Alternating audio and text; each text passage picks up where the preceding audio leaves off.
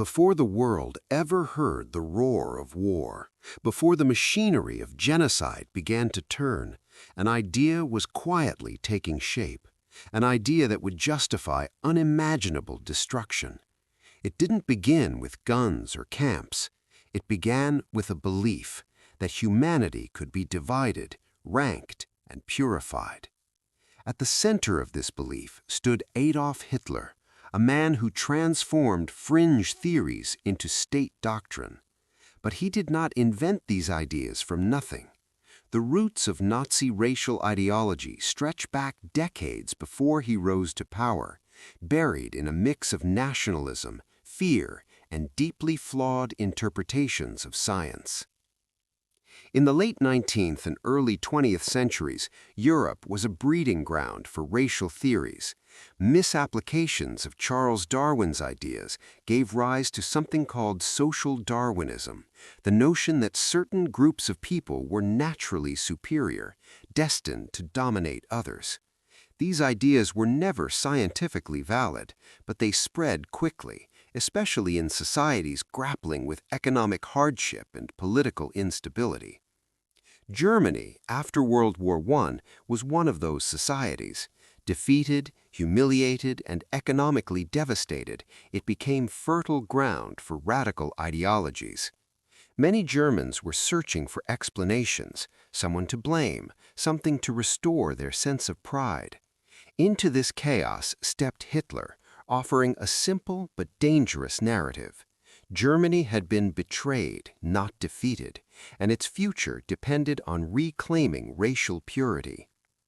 Central to his worldview was the concept of the Aryan race.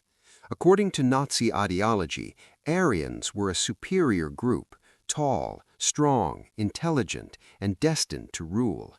They were portrayed as the original creators of civilization, responsible for all major achievements in human history. But this idea was not based on real science. It was a distortion of linguistic studies about ancient Indo-European peoples, twisted into a racial myth. Hitler took this myth and weaponized it. In his speeches and writings, he described history as a constant struggle between races. To him, the rise and fall of nations depended on their ability to maintain racial purity. Mixing with other groups, he claimed, led to weakness, decay, and eventual collapse. This belief system required an enemy, someone to blame for Germany's problems. The Nazis focused their hatred primarily on Jews, but also targeted Roma people, Slavs, disabled individuals, and many others. They were labeled as inferior, degenerate, or even subhuman. These labels were not just insults, they were tools of dehumanization designed to make persecution seem justified. Propaganda played a crucial role in spreading these ideas. The Nazi regime invested heavily in controlling information. Newspapers, films, posters, and school textbooks all reinforced the same message, that racial hierarchy was real and that Germany's survival depended on enforcing it. Children were taught to measure skull sizes, to categorize people based on physical features, to see the world through a lens of division. Pseudo-scientific institutions were established to give these beliefs an appearance of legitimacy. So-called experts conducted studies that claimed to prove racial superiority, using flawed methods and biased data. Charts, diagrams, and statistics were presented as evidence, even though they were built on false assumptions. This was not science, it was ideology disguised as science. As these ideas became more widely accepted, they began to shape policy. Laws were introduced to define who was considered German and who was not. The Nuremberg Laws of 1935 stripped Jews of their citizenship and banned marriages between Jews and non-Jews. These laws turned racial theory into legal reality, affecting millions of lives. But it did not stop there. The obsession with purity extended into every aspect of society. People with disabilities were targeted in programs that aimed to eliminate those deemed unfit. This was framed as a way to strengthen the population, to remove weakness from the gene pool. In reality, it was a campaign of systematic murder. What makes this period so chilling is how ordinary it became. These ideas were not hidden. They were taught in schools, discussed in homes, enforced by law. Neighbors turned against neighbors. Doctors, teachers, and officials participated in a system that treated human beings as categories rather than individuals. And all of it was built on a foundation of falsehoods. The so-called science of racial hierarchy has since been completely discredited. Modern genetics shows the human variation is far more complex than the Nazis ever imagined, and that the concept of distinct, superior races has no biological basis. Yet at the time, these ideas were powerful enough to reshape a nation, and ultimately to justify one of the darkest chapters in human history. Millions would suffer and die because of a belief system that claimed to be rooted in truth, but was in fact driven by fear, prejudice, and a desire for control. As we move deeper into this story, one question begins to emerge. If the entire ideology was built on the idea of pure, superior ancestry, what happens when that very idea is challenged? What if the man who enforced these beliefs was not who he claimed to be? The answers lie not just in history books, but in the very code of human life itself. By the time Adolf Hitler rose to power, his image had already been carefully constructed, disciplined, determined, and above all, rooted in what he claimed was a pure and unquestionable lineage. But behind this image lay a far more uncertain and controversial family history, one that even during his lifetime raised uncomfortable questions. Hitler was born in 1889 in the small Austrian town of Braunau am Inn, near the German border. On the surface, his background seemed ordinary. His father, Alois Hitler, was a customs official, and his mother, Clara, was devoted and deeply religious. But even within this seemingly simple family structure, there were irregularities, details that did not quite align, records that were incomplete, and names that had been changed. One of the earliest mysteries begins with his father. Alois was born out of wedlock and originally carried the surname Schicklgruber. For years, the identity of his biological father remained unknown. It wasn't until Alois was nearly 40 years old that his birth records were officially altered and he took on the surname Hitler. This change was legally recognized, but it left a lingering question: who was his real grandfather? This uncertainty became a source of speculation both during and after Hitler's rise. Some rumors suggested that his grandfather might have been Jewish, a claim that, if true, would directly contradict everything Hitler later stood for. However, no definitive evidence has ever confirmed this theory. Historians have examined records, testimonies, and documents, but the truth remains elusive. What is clear is that Hitler himself was aware of these uncertainties, and he did not welcome them. As he gained power, he took steps to control the narrative surrounding his ancestry. Sensitive documents were restricted, investigations were quietly conducted, and any suggestion of an undesirable lineage was suppressed. For a man obsessed with racial purity, even the possibility of ambiguity in his own bloodline was unacceptable. Members of his inner circle, including high-ranking Nazi officials, were reportedly tasked with examining his genealogy. The goal was simple: prove that Hitler's ancestry was clean and aligned with the Aryan ideal he promoted. Official reports concluded that there was no evidence of Jewish heritage, but these investigations were conducted under intense political pressure. Whether they were thorough or objective is still debated today. Beyond the question of his grandfather, Hitler's extended family also presents a complex picture. His relatives lived modest lives in rural Austria, far removed from the grand image he later projected. There were intermarriages within the family, which were not uncommon in small communities at the time, but which added another layer of complexity to tracing his lineage. Despite these uncertainties, Nazi propaganda worked hard to present Hitler as the perfect embodiment of Aryan ideals. Photographs, speeches, and official biographies emphasized his supposed connection to a noble and pure Germanic heritage. Any inconsistencies were ignored or erased. The public was given a simplified story, one that reinforced the ideology rather than questioned it. Yet, behind the scenes, doubts persisted. Some historians believe that these unanswered questions about his ancestry may have influenced Hitler's own psychology. The intensity with which he pursued racial purity, the obsession with defining and controlling identity, these may not have been purely ideological, they may also have been deeply personal. After World War II, as access to documents improved and scholars began to re-examine the past, interest in Hitler's genealogy grew even stronger.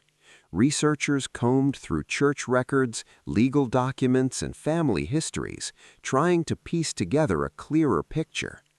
While many aspects of his ancestry have been clarified, the central mystery, his paternal grandfather, remains unresolved.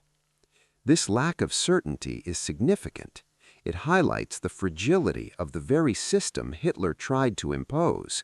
A man who demanded absolute clarity in racial identity could not even fully define his own origins. The ideology that divided millions into rigid categories was built, in part, by someone whose own background resisted such simple classification. And yet, for decades, this was as far as the investigation could go. Paper records, testimonies, and historical analysis could only reveal so much. There were limits to what traditional research could uncover. The deeper truth, the kind that could not be altered, hidden, or rewritten, remained locked away. But history does not stand still. As science advanced, new tools emerged. Tools capable of uncovering information that had been inaccessible for generations. The answers would no longer rely solely on documents or memory. They would be written in something far more fundamental. In the next chapter, the search for truth moves beyond archives and into the realm of modern science. Because when researchers turned to DNA, they weren't just looking for confirmation. They were stepping into territory that had the potential to challenge everything that had been believed for decades. For decades, the mystery surrounding Adolf Hitler's ancestry remained trapped in old documents, fading records, and unanswered questions. Historians could analyze papers, trace family lines, and debate theories, but there was always a limit. A missing name, an altered record, or a lost document could stop the search entirely. It seemed that some parts of the truth might never be known. But in the 21st century, a new kind of evidence began to change that, one that could not be easily altered or hidden: DNA. Unlike historical records, DNA carries information across generations with remarkable consistency. It tells a story written not in ink, but in biology. And for researchers interested in Hitler's lineage, it offered a possibility that had never existed before: the chance to look beyond rumors and directly examine genetic heritage. The challenge, however, was obvious. Hitler himself left no confirmed biological samples that could be tested. Any attempt to analyze his DNA would have to rely on living relatives, descendants of his extended family who shared parts of his genetic code. This is exactly what a group of researchers set out to do. By locating individuals believed to be related to Hitler through his paternal line, they were able to collect DNA samples for analysis. The focus was on Y-chromosome DNA, which is passed down from father to son with relatively little change. This made it a powerful tool for tracing paternal ancestry across generations. When the results came back, They sparked immediate attention. The Y-chromosome haplogroup identified in these relatives did not align neatly with what Nazi ideology would have considered a pure Aryan lineage. Instead, it was associated with genetic patterns found in populations that Hitler had openly discriminated against, particularly certain groups in Europe and the Middle East.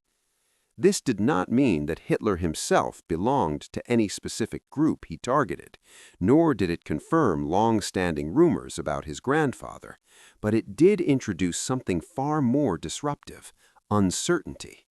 The genetic data suggested that his ancestry was more complex, more mixed, and far less pure than the ideology he enforced.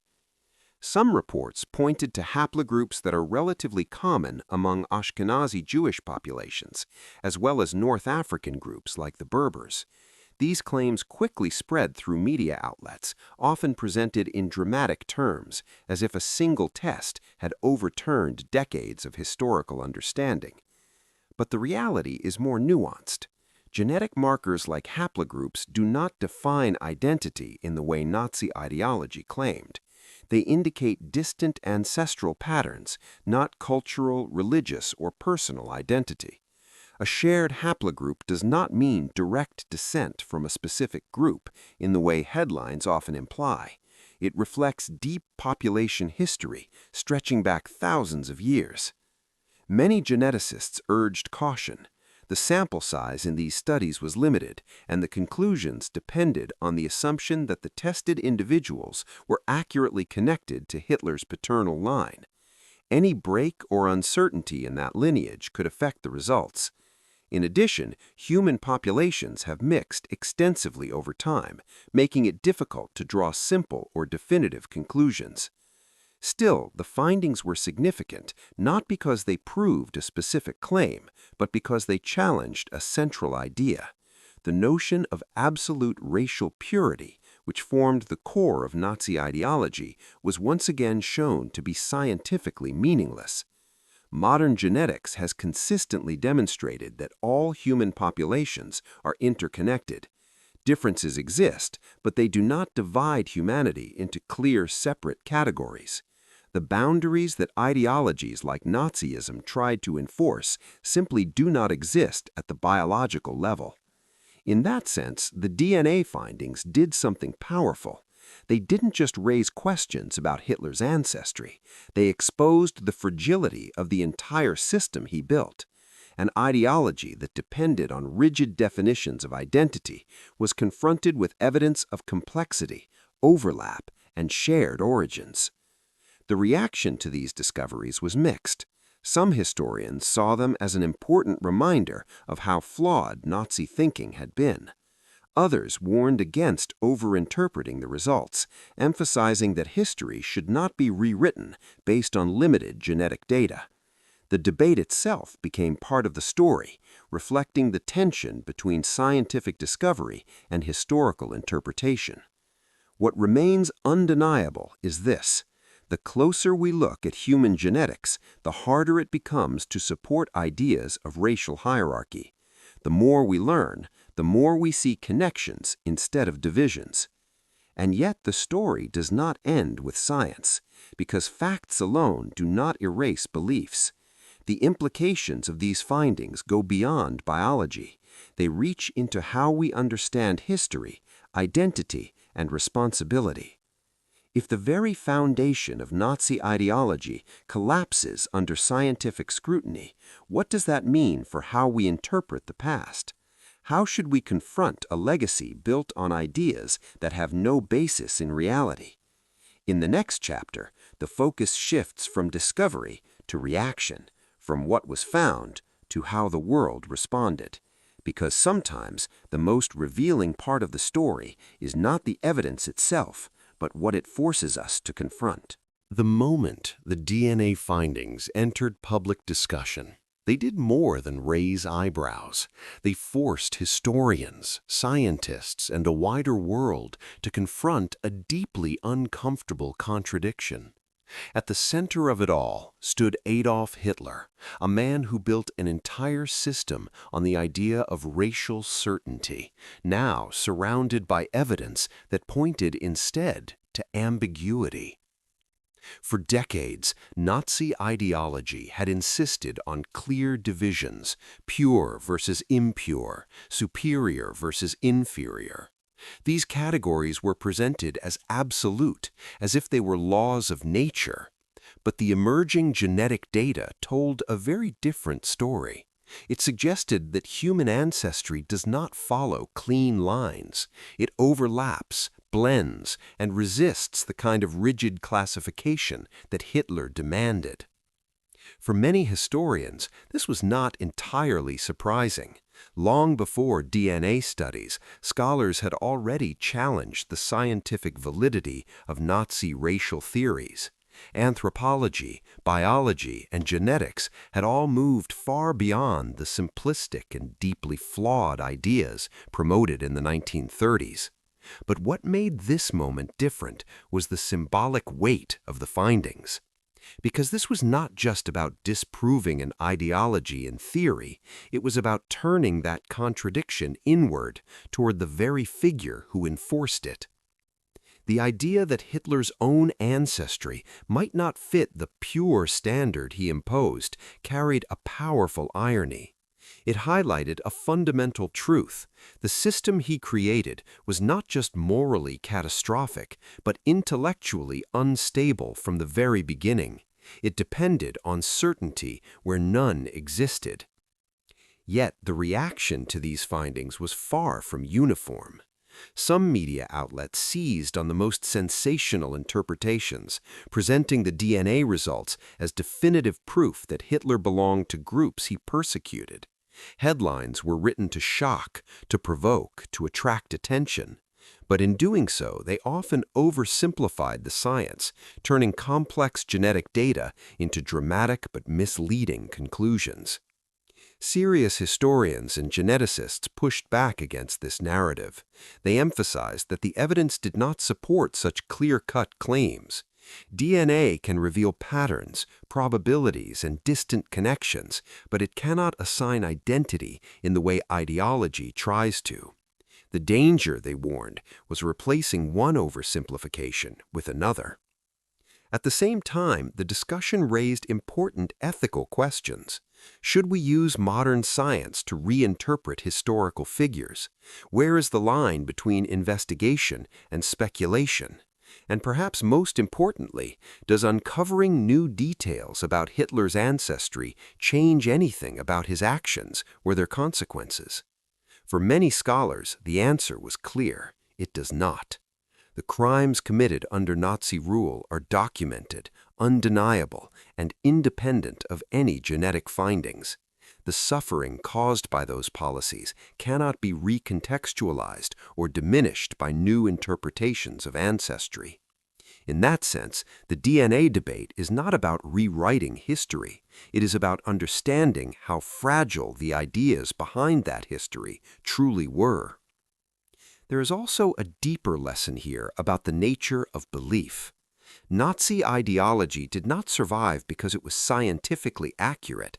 It survived because it was emotionally powerful. It offered simple answers to complex problems. It created a sense of identity by defining an us and a them. And once those divisions were accepted, they became self-reinforcing, shaping perception, policy, and behavior. The DNA findings expose how disconnected that belief system was from reality. But they also remind us that false ideas do not need to be true to be dangerous. They only need to be believed. In academic circles, the conversation continues. Researchers debate the reliability of the data, the interpretation of haplogroups, and the broader implications for historical study. These are important discussions, but they exist within a much larger context, one that extends beyond any single figure or discovery. Because this is not just a story about Hitler, it is a story about how societies construct identity, how they justify exclusion, and how easily those justifications can be built on flawed foundations. The contradiction at the heart of this chapter is striking. A regime that demanded absolute clarity was built on uncertainty. A worldview that claimed scientific authority collapsed under scientific scrutiny. And a leader who defined others by their ancestry may never have fully understood his own. But perhaps the most important question is not what these findings reveal about Hitler, it is what they reveal about us. How do we respond when deeply held beliefs are challenged by evidence? Do we adapt or do we resist? Do we seek complexity or retreat into simplicity? As this story moves towards its conclusion, the focus shifts once again from contradiction to consequence. Because the legacy of these ideas did not end with their exposure, it continues to shape the way we think about race, identity, and truth itself. And understanding that legacy may be the most important step of all. In the end, the story of Adolf Hitler is not undone by a single discovery, no matter how striking it may seem. The debates over ancestry, the questions raised by DNA, the contradictions exposed by modern science, all of these add new layers to our understanding, but they do not change the core reality of what happened or the consequences that followed. Because the true weight of history does not rest in speculation, it rests in actions. Hitler built a worldview that divided humanity into rigid categories, assigning value based on ancestry and imagined purity. That worldview was not just theoretical, it was enforced through laws, institutions, and ultimately violence on an industrial scale. Millions of lives were destroyed, not because of who people were as individuals, but because of how they were classified. What modern science has revealed, however, is something profoundly important. The idea of pure races, the foundation upon which Nazi ideology stood, has no basis in biological reality. Human genetics does not support the existence of clear, separate, superior groups. Instead, it shows a continuous web of connection, shaped by migration, adaptation, and shared origins. In that sense, the collapse of Nazi racial theory was inevitable. It was built on assumptions that could not withstand scrutiny. But what makes this story significant is not just that the ideology was wrong, it is how far its consequences reached before that truth was widely understood. The DNA findings, controversial as they may be, serve as a symbolic reminder of this contradiction. They point to complexity where there was once certainty, to overlap where there was once division, and perhaps most importantly, they challenge the very notion that identity can be reduced to a single line of descent. But there is also a danger in focusing too much on this aspect of the story. If we frame Hitler's legacy as ironic, if we emphasize the possibility that he may not have met his own standards, we risk shifting attention away from the victims and toward the perpetrator. The tragedy of this history is not that Hitler's beliefs were inconsistent, it is that they were acted upon with devastating efficiency. The real lesson lies elsewhere. It lies in understanding how easily false ideas can take hold when they are presented with confidence and reinforced by authority. It lies in recognizing how pseudoscience can be used to justify discrimination, exclusion, and violence.